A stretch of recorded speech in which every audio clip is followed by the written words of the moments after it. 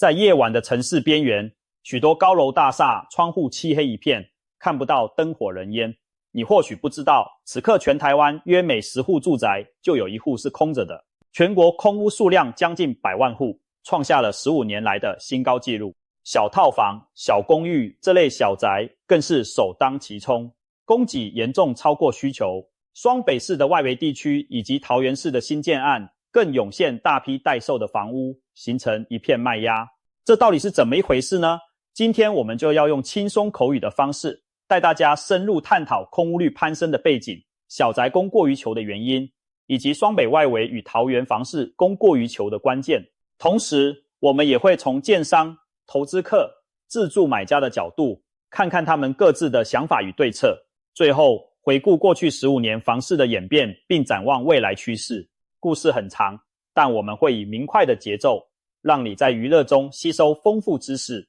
空屋率，也就是住宅空置或低度使用的比例，目前来到约1成左右的高档水位，这是自2009年以来从未见过的水平。全台约98万户房子处于空置或几乎没人在用的状态。想象一下，100万户空屋意味着可以容纳将近300万人口，足够让高雄市全市居民都有地方住。那为什么会有这么多房子闲置呢？主要原因可以归纳为以下几点。一来，人口结构的剧烈变化让住房需求跟不上供给。台湾的人口成长这几年几乎停滞，甚至开始负成长。少子化使新成立的家庭变少，年轻世代对购屋的刚性需求降低。此外，人口老化也导致许多偏乡或老旧社区出现继承的房子，没人住长辈过世留下的房产，子女自己已在城市有房或定居国外，结果老家空着没人要。以往人口还在成长时，新屋盖多少几乎都有人接手，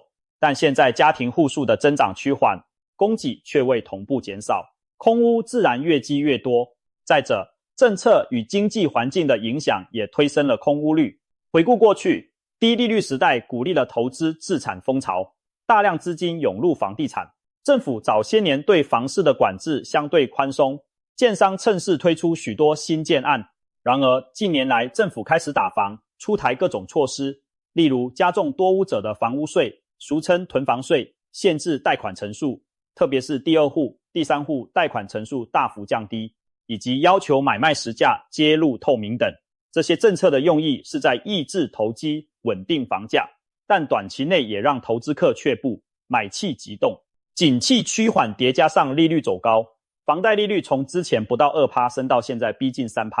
买房的人变少，市场交易明显降温。在房子盖好却乏人问津的情况下，空屋的数量当然跟着上升。此外，由于信贷紧缩，不少屋主宁可延后卖房，导致原本要释出的二手屋也暂时滞留市场，成了新的空屋来源。可以说，经济逆风与政策调控共同让房屋滞销的现象浮出台面。第三，建商的推案策略和市场预期失准也是因素之一。过去几年房市热络时，建商们拼命推新案子，仿佛生怕错过赚钱机会。预售屋市场一度疯狂，热门建案有人半夜排队抢购。然而房市有景气循环，一窝蜂盖房子的后遗症就是当景气反转时，来不及销售的余屋瞬间暴增。特别是许多建商采取小宅化策略，这部分我们待会详细讲。大量新建小坪数住宅，短时间供给量冲得很高。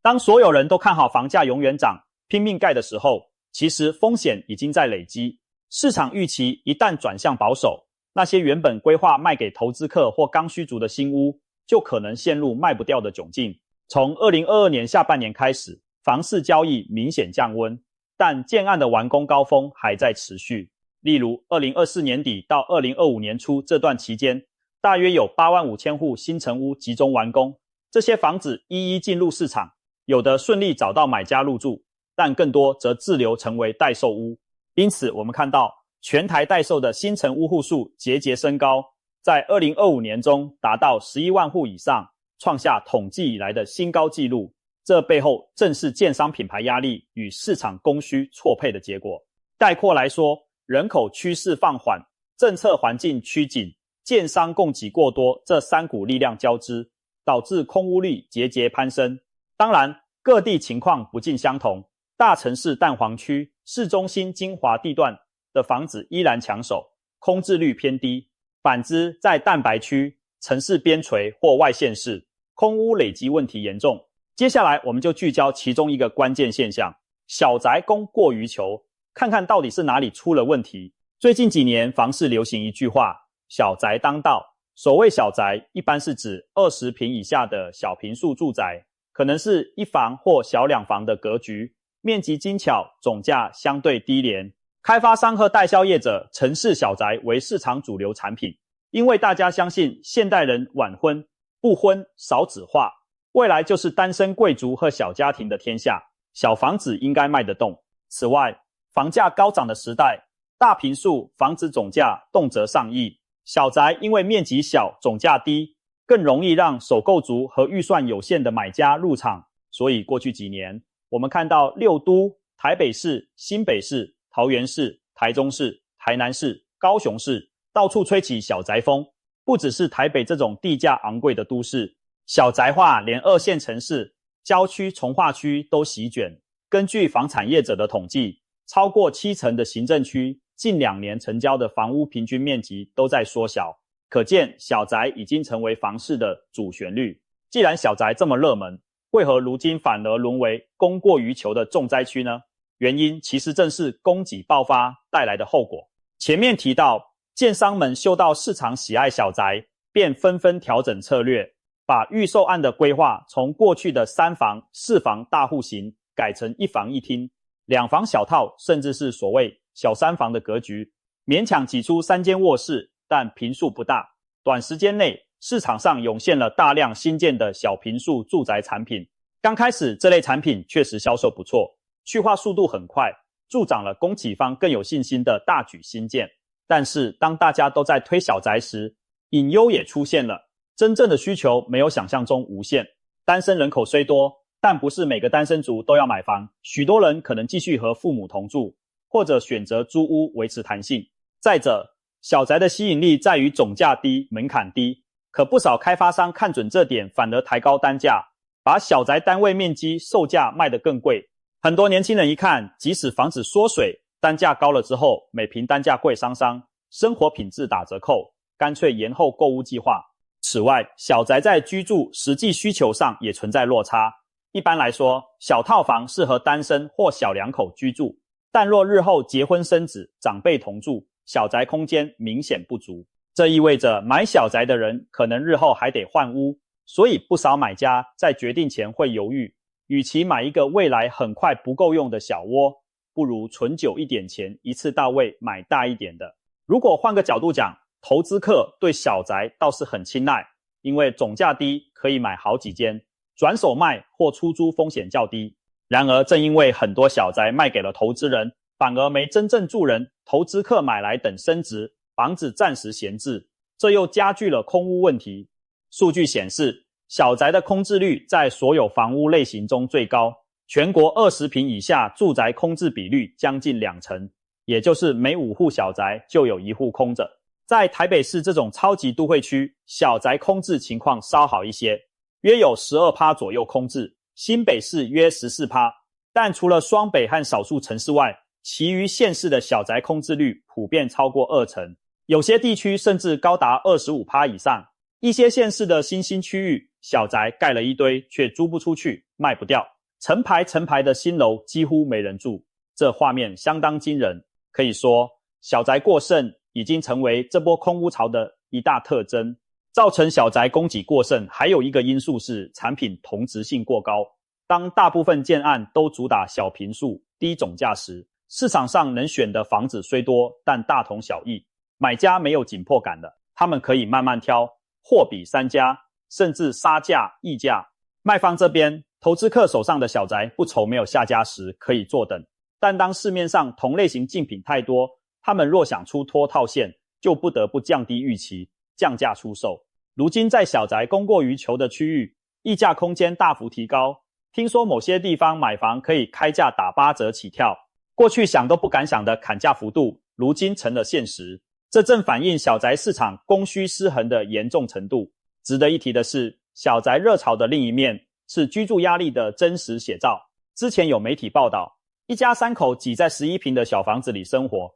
被形容进入鸟笼时代。高房价几乎把人逼到没退路，只能接受住宅小型化，成为年轻世代的被迫生存模式。换句话说，小宅之所以承受青睐，也有无奈的成分。年轻人买不起大房子，只好退而求其次，买小的。而当小宅市场也出现供过于求，价格开始松动时，许多人心中也在期待，这会不会是年轻世代的转机？或许未来小宅价格会更亲民，甚至迫使整体房价进一步下修。但在那之前，我们得先了解另一个重要现象，为什么双北外围和桃园这些区域的新建案特别卖不动？这跟小宅过剩有何关联？继续看下去。所谓双北外围，指的是台北市、新北市的边陲地带和卫星新市镇，而桃园地区近年被视为大台北都会圈的一环，也是大量新建案涌现的热区。然而，现在供过于求的情况在这些地方特别明显，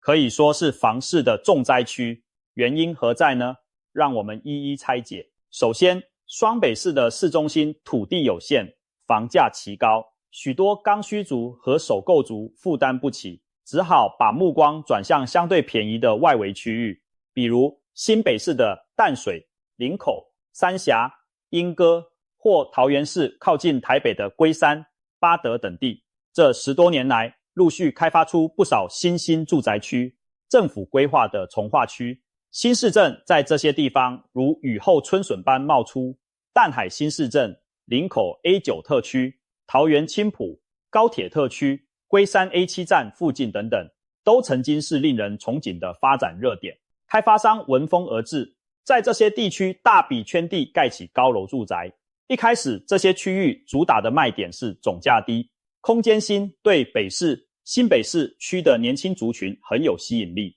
一栋栋新大楼林立，看起来好不热闹。但是地段的硬伤渐渐浮现，外围毕竟是外围，交通通勤、生活机能往往还不完善。以淡海、林口为例，离台北市中心车程较远，捷运或公车虽然有，但时间成本高，商圈也尚未成熟，住户吃喝玩乐可能得跑回市区，这就使得想买的人心存犹豫。便宜归便宜，但生活是否方便？通勤是否花掉太多时间？一旦买的人没预期中多，卖房的人就着急了。尤其投资客早期大量进驻这些新兴区域，他们期待房价短期内大涨可以套利，但现实是这些地方的新房供应很多，房价涨幅有限，甚至开高走低。投资客租也不好租，卖又怕赔钱，只能空放着，结果造就整片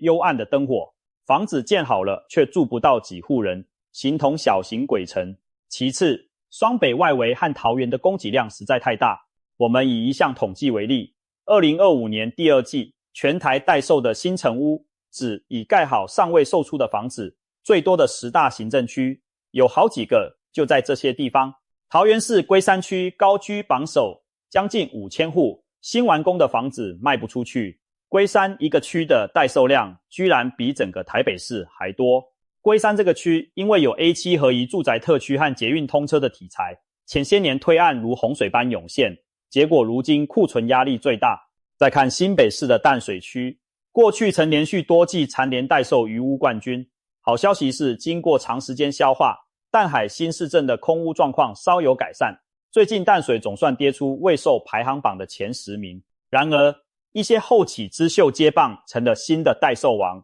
像桃园中坜区、桃园区，还有台中的第11期、14期重划区、高雄的凤山区、三民区、新北的三重、新庄、板桥江翠、重划区等等。这些地方有个共同点，就是近10年来大规模开发重划，一次造出大量住宅供给，当地购买力其实没那么快跟上，全靠外地买家支撑。但只要整体房市一转冷，外地投资买盘缩手，这些重划区的销售速度立刻陷入困境。值得注意的是，价格也是供过于求的关键因素。双北外围和桃园的新建案这几年价格一路涨，高点时有的开价几乎追上核心市区的水准。以桃园青埔、高铁特区为例，新预售屋单价逼近每坪40万、50万，跟台中市区差不多。淡海、林口的新屋单价也直逼新北新庄副都心的等级。当郊区价格涨得跟蛋黄区相差无几时，买方自然开始却步。既然要花这么多钱，干脆去买成熟地段的小房子，不想为了便宜一点点搬到鸟不生蛋的地方。因此，这些区域的高单价建案往往卖到一半就停滞了。建商为了面子和利润，不太愿意公开降价，只能透过按折、赠送装潢、车位优惠等方式吸引买家，但效果有限。时间一久，未售出的房子越积越多。另外，区域发展前景的不确定也让买气转弱。当初大家憧憬从化区是未来的新市镇，但几年下来，有些地方的人口并没有大量进驻，反而闲置空地、长杂草，一片荒凉，配套公共建设也延宕。这种落差让买房的人信心不足。事实上，房地产有句老话，地段、地段、地段。双北外围和桃园的某些从化区，短期内就是缺乏好地段该有的热度，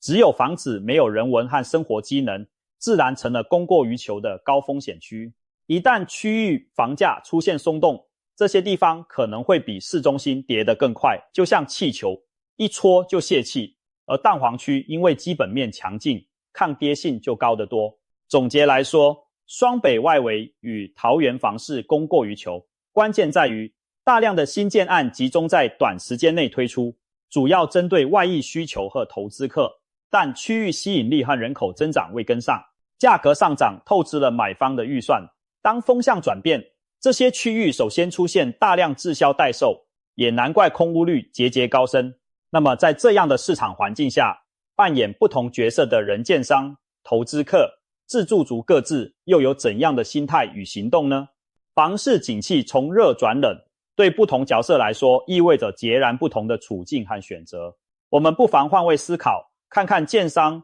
投资客和自住购屋族各自的心态与策略。先从建商、开发商的角度来看，对建商而言，房子卖不掉就等于资金压在那里，还要支付融资利息、持有税费，时间一长压力巨大。但建商往往不愿轻易降价求售，这既是怕赔钱，也是怕伤了品牌形象。尤其大型建设公司财务较有撑腰，他们宁可放慢销售速度，甚至情愿把空余的房子租出去当模范住宅或办活动，也不愿公开大砍价格。这就是所谓硬撑盘价，希望撑过低迷期，等景气回温再高价出脱。当然，也有资金压力较大的中小型建商暗中降价抛售，比如找熟客用优惠价一次买走几户，私下释出库存减轻压力，对外则保持价格稳定的假象。最近我们听到不少传闻，某些从化区的新案私底下给出9折、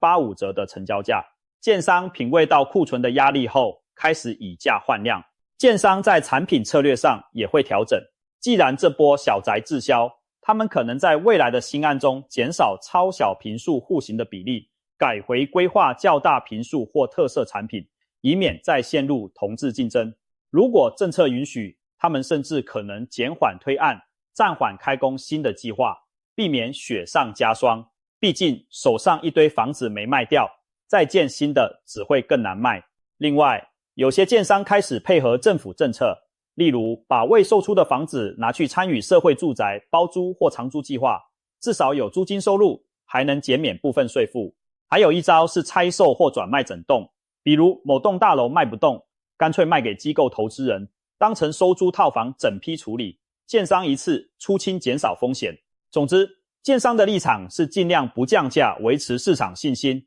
但又必须设法回笼现金。因此在撑与放之间拿捏分寸，想出的办法可不少。再来看看投资客的心态，手上握有多户房产的投资人，这2年日子明显难过许多。一方面，政府的囤房税上路，多屋族持有成本提高了；另一方面，房贷利率上升，贷款买房的利息支出变多。如果房子顺利出租还好，可以部分抵消成本，但许多投资客买的预售屋，交屋后发现租不出去，因为整栋都是投资买的，小区域内租屋供给过剩，租金还被压低。在没有租金收入的情况下，房子每空置1个月都是纯支出。投资客们现在内部分化成2派，有实力的强势派决定硬抗，反正之前涨多了，房价就算盘整也不肯低价卖出。他们相信撑久一点，行情总会回来。资金紧绷的退场派则开始抛售，哪怕少赚一点或打点折，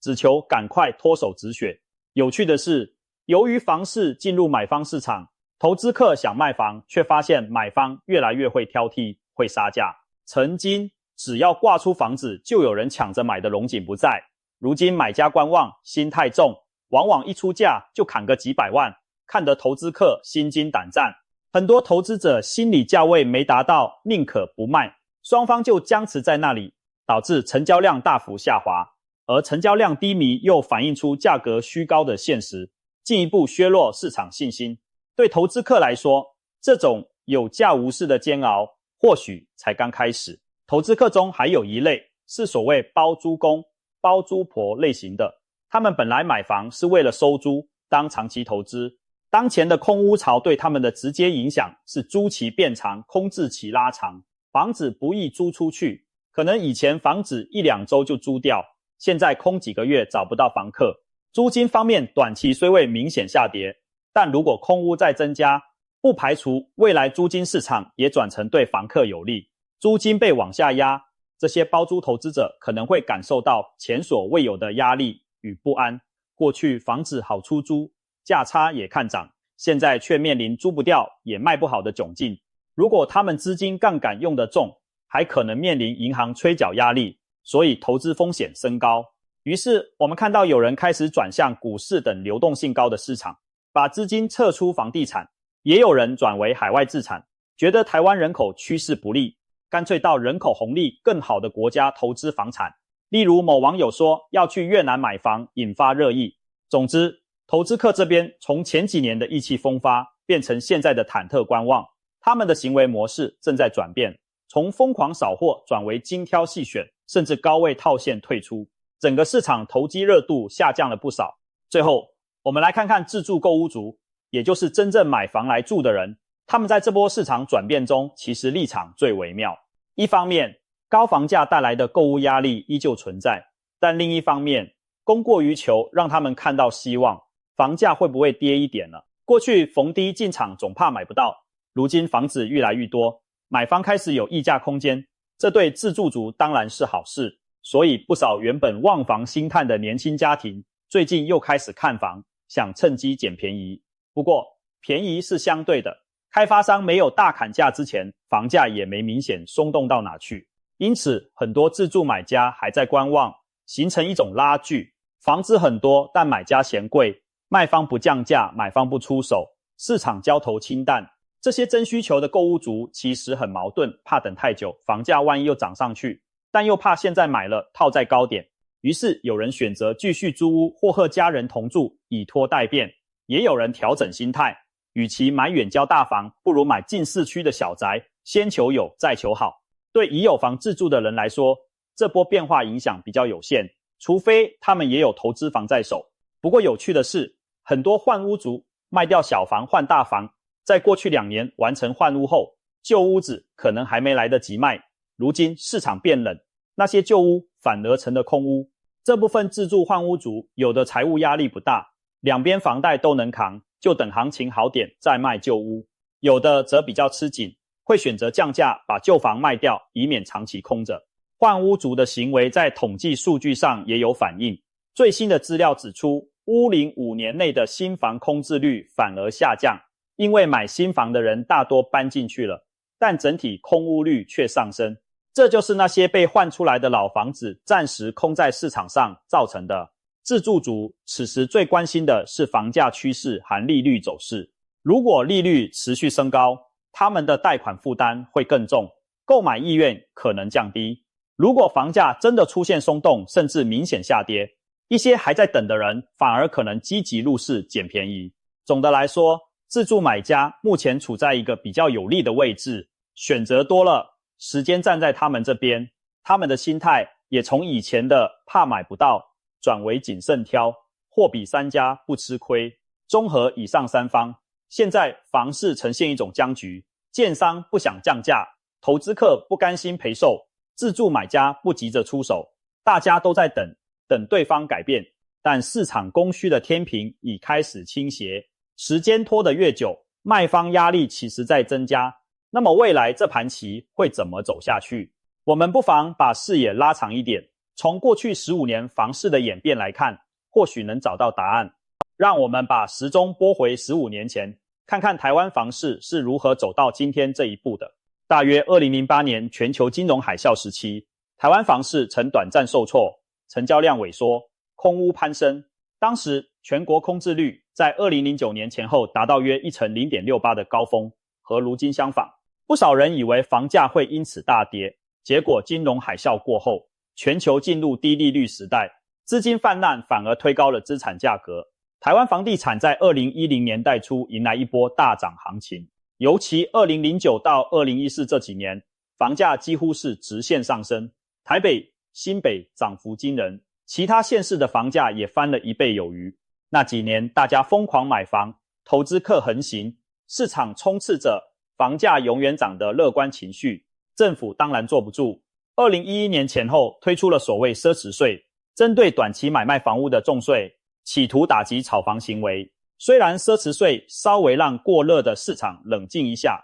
但没过多久房价又续涨。接着政府再出招，像实价登录制度上路，要求房价透明，房地合一税在2016年实施，对持有2年内卖房课征高额税率等等。这些措施累积起来，终于在2014到2016年左右让房市进入盘整期。我们看到那几年房价不再狂飙，甚至某些区域开始下调，成交量也降到谷底，被称为软着陆。空屋率当时反而慢慢下降，因为建商见势不对，减少推案，市场没有过多的新供给，加上刚性需求依然存在，所以空置状况有所改善。统计显示，全国空屋率在2021年下半年降到了约 8.66%， 是15年来的最低点。那时不少人以为房价总算降温，年轻人有希望了。然而造化弄人，2020年爆发的新冠疫情又意外地引燃了新一轮房市狂潮。疫情期间全球宽松货币政策再起，利率降到超低，台湾股市热钱充沛，不少资金又转进房地产避险，再加上台商资金回流，本土科技业景气好，以及疫情让人们重视居家空间，这些因素都助推房市进入新一波龙井。从2020到2022年，短短2-3年内，台湾主要城市房价大涨3成以上，预售屋现场重现排队人龙，秒杀热销的新闻层出不穷。年轻一代焦虑感骤增，很多人怕再不买就更买不起，于是硬着头皮追高上车。这波涨势甚至蔓延到过去相对平淡的县市，像高雄、台南、桃园等地，房价都创下历史新高。正当所有人以为房市要继续高歌猛进时，2022年底开始局势生变，国际通膨升温，美国联准会急速升息，台湾央行也跟进提高利率，并持续实施信用管制，市场资金环境紧俏，房贷变贵，投资客开始却步。同一时间，政府对房市的干预越发积极，除了前述囤房税等措施，还研议空屋税，专门针对长期空置、不售、不租的房屋课税，要求建商加速把空房子推向市场。买卖双方的气氛在短短几个月内急转直下。2023年被不少业者形容是近10年来最冷清的一年，交易量跌到谷底，只比上次谷底2016年略高。所不同的是，这次房价没有明显下修，很多屋主抱持量缩价不跌的期待，不愿让步，因此整体呈现僵持。随着时间推进到2025、2026年，就形成了我们开头描述的局面，空屋率攀上15年高点，待受余屋积压，市场进入调整阵痛期。那未来呢？台湾房市接下来可能会怎么走？虽然预测未来向来充满变数，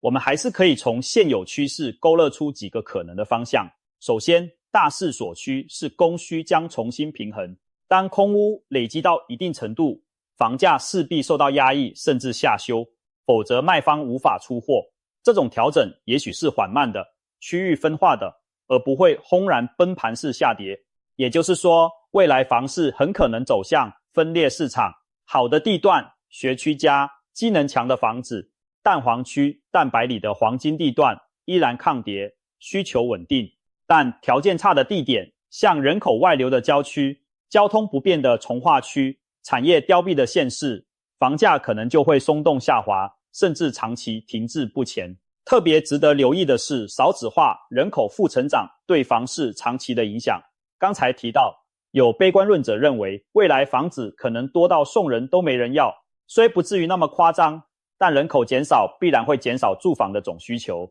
推估30年后，台湾人口可能缩减1/3，届时房子整体供过于求是在所难免。不过，减少最多的可能是郊区、乡下的需求，而都市核心因为人才、资源人集聚，可能还是有人买单。因此，我们可能会看到类似日本的情况，偏乡大量空屋，无人问津，价格跌到几乎白送，但东京都心的房价依然高昂，甚至持续创高。台湾未来房市极可能两极化，地段与产品将决定一切。如果您手上的房产在一个人口外流的小镇，又老又缺乏管理，未来价格恐怕难有起色。反之，如果是在台北信义计划区那样的地段，哪怕总人口减少，仍然会有高资产族或外国买家接手自产。政府方面，未来的政策走向应该还是抑制投机、保障自住为主。各直辖市已经全面实施囤房税，提高多屋族和建商持有未售新屋的税率。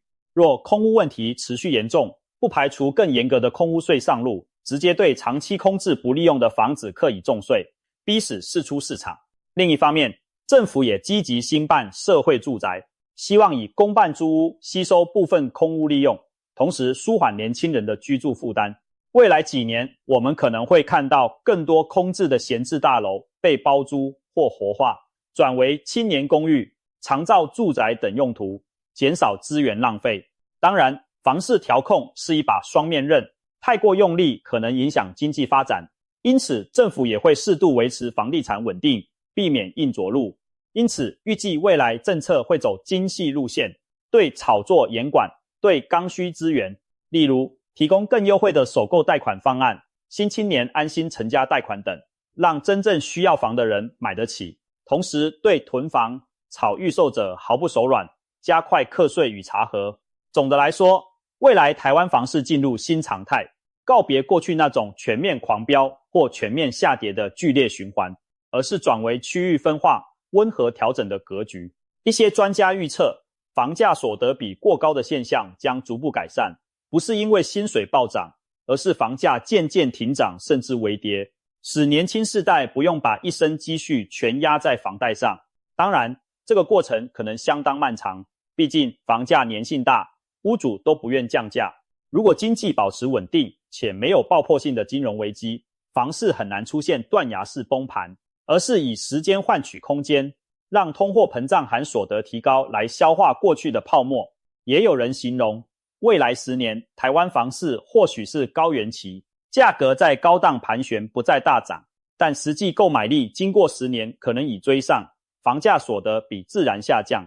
不过我们也要未雨绸缪，除了人口、产业发展，区域均衡也将左右房市走势。如果台湾能吸引外资、增加移民，或者某些区域因重大建设，例如科技园区、捷运延伸带来就业人口，那里的房市可能依然活络，空屋就有机会被填补。反之，如果整体经济低迷，年轻人外移国外，那空屋爆量恐怕会更严重，届时房价或将进一步下修，以寻找新的供需平衡点。未来15年，我们很可能见证房地产从卖方市场向买方市场的转变。对我们一般大众而言，这未尝不是件好事。房子回归居住本质，而非炒作标的，年轻世代才有重燃对生活的希望。回到当下，空屋率15年新高，给我们上了宝贵的一课。原来房子也会有卖不动的一天。过去那种房子比人稀缺的迷思正逐渐被打破。我们看到小宅供过于求，提醒着开发商与买家，市场需求不是无底洞，产品还是要回归居住者的实际需要。而双北外围与桃园的滞销也告诉我们，买房不能光看便宜，大环境和区位很重要。毕竟一个房子卖不卖得掉，很大程度决定于周边有没有人想住、愿意住。展望未来，我们不妨抱持审慎而乐观的态度。房市的变化虽然慢，但方向已经转变。对年轻的自住族来说，也许再过几年，你梦想中的家不再那么遥不可及。对投资者来说，房地产不再是保证获利的万灵丹，精准选址和合理评价将是制胜关键。对建设业者和政府而言，如何消化现有空屋，调整供给结构，将是未来政策的重要课题。或许有一天，当我们在谈起空屋率时，不会只是冰冷的数字，而是看见一个市场走向成熟，买卖双方更加理性的里程碑。好了，今天我们以轻松的口吻谈了沉重的议题，希望各位观众朋友在娱乐之余也学到不少关于台湾房市的知识。空屋率15年新高并不可怕，可怕的是对背后原因一无所知。现在你已经了解这背后牵涉的人口变化、政策影响、建商策略、供需矛盾以及未来可能的走向。当然，房地产永远充满变数，但掌握了这些观念，下次再看到类似新闻，相信你可以更从容的解读，也更清楚自己该怎么在这市场定位。